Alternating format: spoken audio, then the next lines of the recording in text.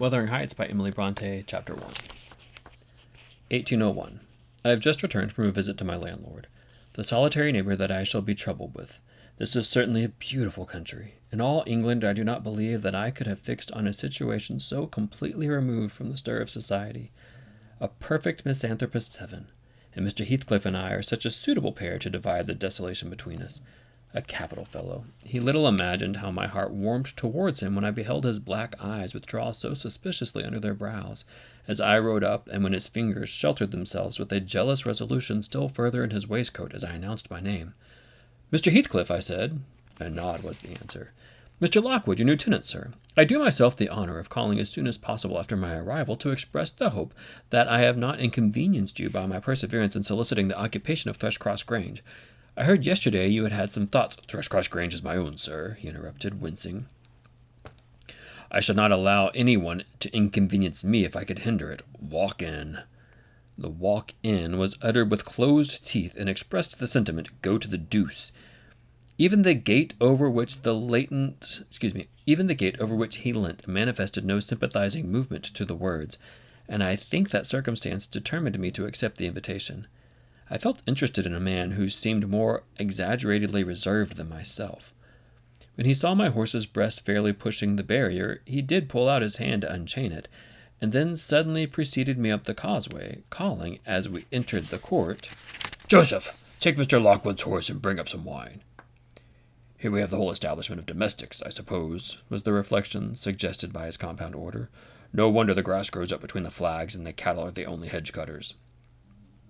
Joseph was an elderly man, nay, an old man, very old perhaps, though hale and sinewy.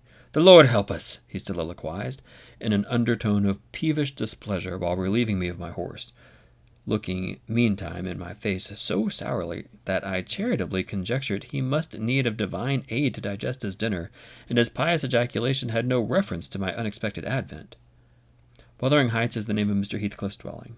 Wuthering being a significant provincial adjective, descriptive of the atmospheric tumult to which its station is exposed in stormy weather. Pure, bracing ventilation they must have up here at all times, indeed. One may guess the power of the north wind blowing over the edge by the excessive slant of a few stunted firs at the end of the house, and by a range of gaunt thorns all stretching their limbs one way, as if craving alms of the sun. Happily the architect had foresight to build it strong.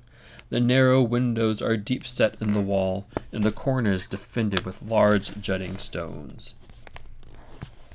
Before passing the threshold, I paused to admire a quantity of grotesque carvings lavished over the front, and especially about the principal door, above which, among a wilderness of crumbling griffins and shameless little boys, I detected the date 1500 and the name Hareton Earnshaw.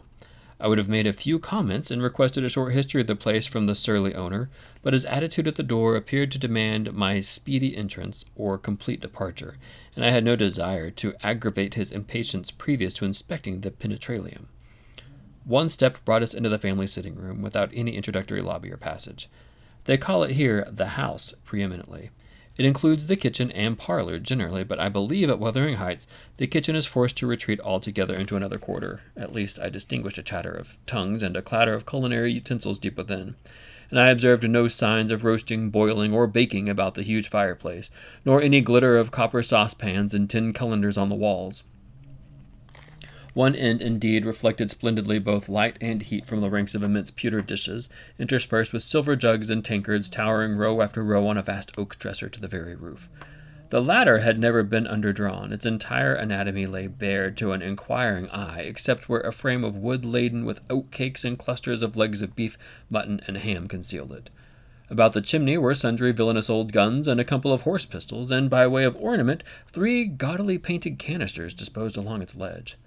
The floor was of smooth white stone, the chairs high-backed and primitive structures painted green, 1 or 2 heavy black ones lurking in the shade. In an arch under the dresser reposed a huge liver-colored bitch pointer, surrounded by a swarm of squealing puppies, and other dogs haunted other recesses. The apartment and furniture would have been nothing extraordinary, as belonging to a homely northern farmer with a stubborn countenance and stalwart limbs set out to advantage in knee breeches and gaiters. Such an individual, seated in an armchair, his mug of ale frothing on the round table before him, is to be seen in any circuit of 5 or 6 miles among these hills, if you go at the right time after dinner. But Mr. Heathcliff forms a singular contrast to his abode and style of living. He is a dark-skinned gypsy in aspect, and dress and manners a gentleman. That is, as much as a gentleman as many a country squire, rather slovenly perhaps, yet not looking amiss with his negligence, because he was an erect and handsome figure, and rather morose. Possibly, some people might suspect him of a degree of underbred pride. I have a sympathetic chord within me that tells me it is nothing of the sort. I know by instinct his reserve springs from an aversion to showy displays of feelings, to manifestations of mutual kindliness. He'll love and hate equally under cover, and esteem it a species of impertinence to be loved or hated again. No, I'm running on too fast. I bestow my own attributes over liberally on him. Mr. Heathcliff may have entirely dissimilar reasons for keeping his hand out of the way when he meets a would-be acquaintance to those which actuate me. Let me hope my constitution is almost peculiar. My dear mother used to say I should never have a comfortable home, and only last summer I proved myself perfectly unworthy of one. While enjoying a month of fine weather at the sea-coast, I was thrown into the company of a most fascinating creature, a real goddess in my eyes as long as she took no notice of me. I never told my love, vocally, still. If looks have language, the merest idiot might have guessed I was over head and ears. She understood me at last, and looked a return, the sweetest of all imaginable looks. What did I do?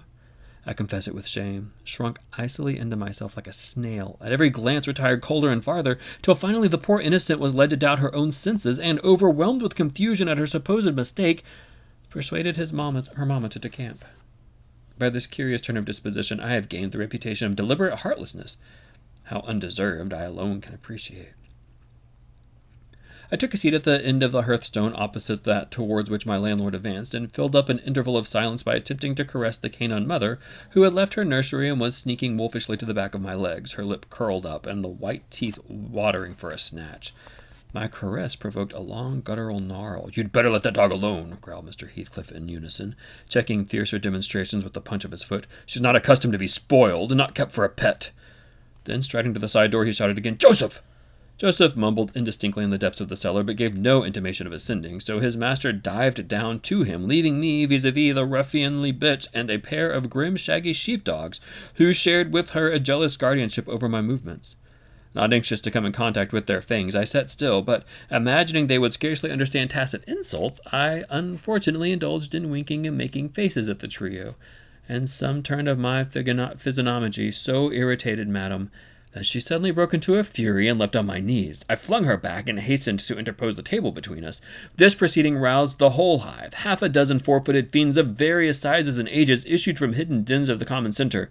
I felt my heels and coat laps peculiar subjects of assault, and parrying off the larger combatants as effectually as I could with the poker, I constrained to command, aloud, assistance from some of the household in re-establishing peace.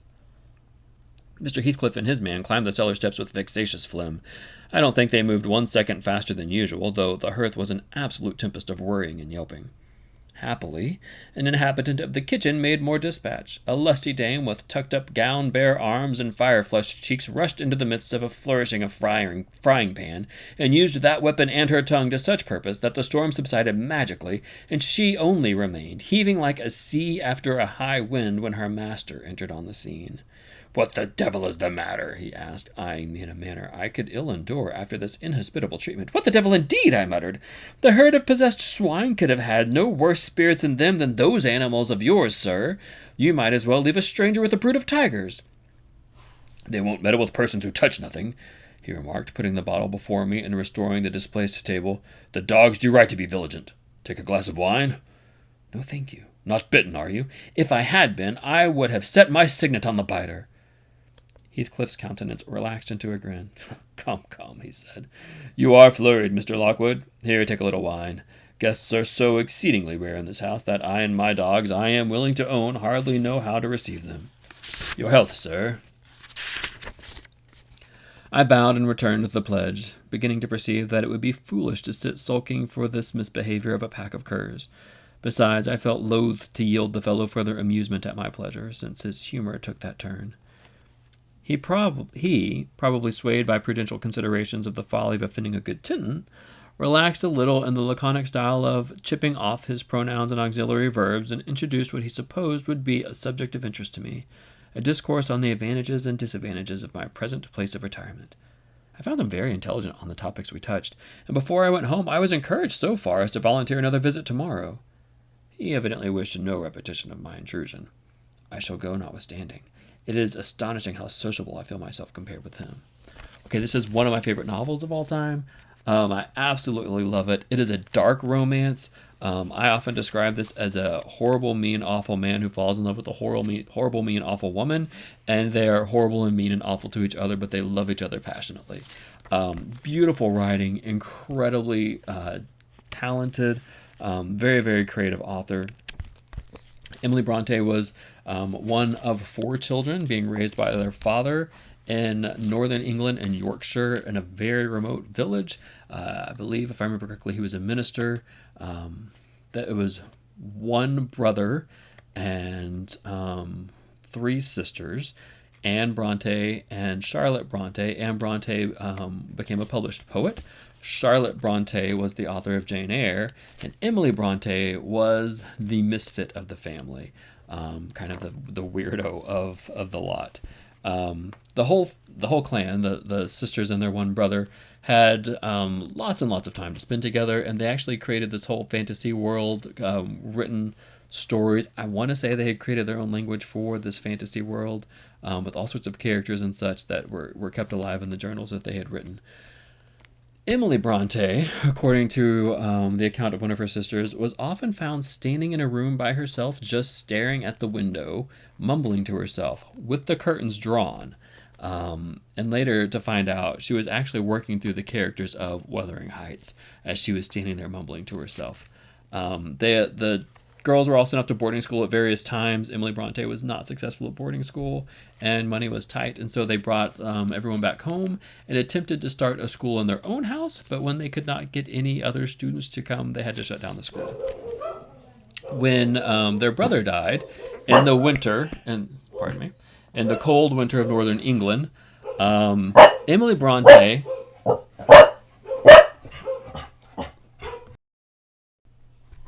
When her brother died in the cold winter of northern England, Emily Bronte chose to walk to her brother's funeral, to the graveside, in the snow, barefoot, at which point she got sick and within a matter of weeks died from that sickness. She died before her novel had been published, but she died before her novel became famous. Her sister's novel, Jane Eyre, was much more socially acceptable and was gathering notoriety and acclaim at that time. So if you enjoyed this, I've also read Frankenstein on my YouTube channel, and I've read 1984. I will be reading this one chapter at a time to keep the videos pretty short. And I have a collection of short stories I've read and quite a few very short poems that I've read. So I would love for you to like and subscribe and follow along as we work through Wuthering Heights. It can be a bit of a slog at times, and I do apologize in advance because Joseph speaks with a very thick brogue, and I'm sure I will butcher it, but hopefully you can laugh along with me as I attempt to read Joseph's dialogue.